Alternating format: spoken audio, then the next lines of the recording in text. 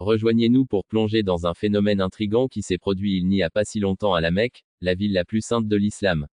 Nous assistons à des événements inhabituels qui dépassent les attentes et suscitent l'intérêt alors que le monde continue de se réchauffer et que les icebergs fondent.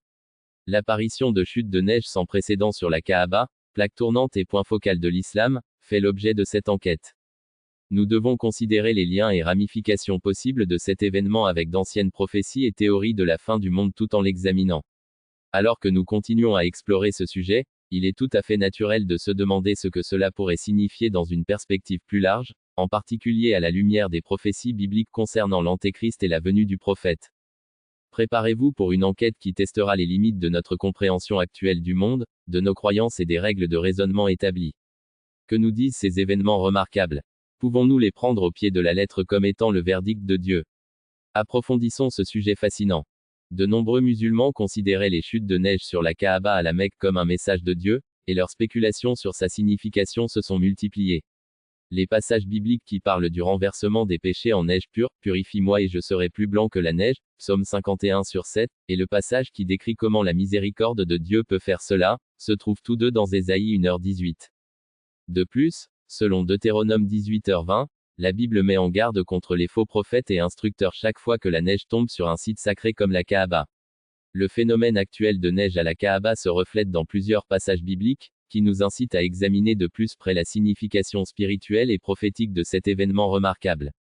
En son cœur, ce cube céleste, la Kaaba, contient un artefact sacré, une pierre noire. Beaucoup de gens pensent que cette pierre est un don de Dieu et elle est belle à leurs yeux. Cependant, certaines interprétations soutiennent que Satan, en cherchant à ressembler au Christ, s'efforce également de.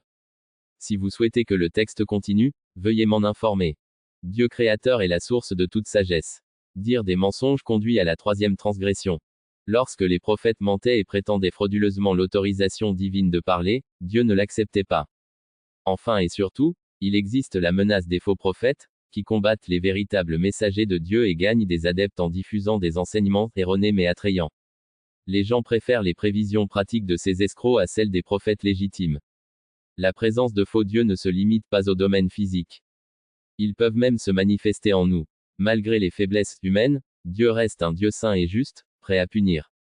Nous pouvons ignorer sa profonde miséricorde. Il y a des répercussions en cas de désobéissance à Dieu, selon la Bible et les enseignements de Jésus, mais Dieu est concentré.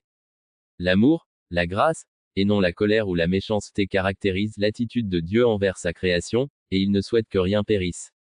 Connaître le caractère de Dieu est crucial à chaque fois que nous nous connectons avec lui, que ce soit dans la prière, la contemplation ou la conversation. Pour jeter les bases du retour du Christ, il est nécessaire de cultiver non seulement l'amour et le pardon, mais aussi une attitude d'appréciation et d'adoration éternelle. S'il vous plaît, dites-moi ce que vous pensez de tout ce que j'ai dit. Postez un commentaire en me disant ce que vous en pensez. Veuillez appuyer sur ce bouton j'aime si vous avez apprécié la vidéo et souhaitez suivre nos vidéos d'actualité et d'autres contenus en vous abonnant à notre chaîne et en activant les notifications. J'apprécie que vous lisiez ceci et j'ai hâte de vous voir dans notre future vidéo.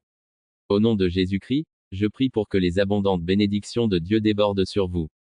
CONTENT-.bar-route-storage-emulated-emulated-emulated-0 francs% C3% 8% 20 Israël francs% C3% ASB% 20 parenthèses, ouvrante 17 parenthèses, fermente.txt croisillon 2.2.text égal rejoignez % de nous % 20 pour virgule D% C3% à 9 bordes % 20 sur % 20 vous.